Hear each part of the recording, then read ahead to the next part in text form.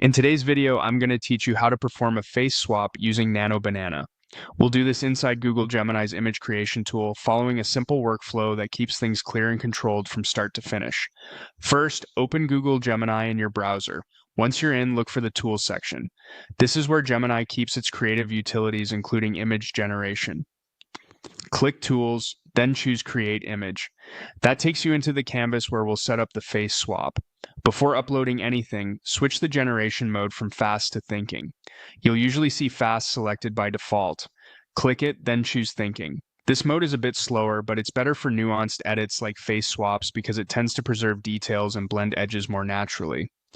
Next, add your images. Click the plus icon to attach your first image, the one with the face you want to transfer. After it uploads, click the plus icon again and upload your second image, the one with the body or scene you want to use. For best results, pick photos with similar lighting and angles. Frontal faces with clear features and good resolution will give the model more to work with, and a well-lit target image helps the blend look seamless. Now click into the prompt field. Keep your instruction direct and unambiguous. A clear example would be, insert the face of the person from image 1 into the body of the image 2. That phrasing tells Gemini exactly which image contributes the face and which image supplies the context.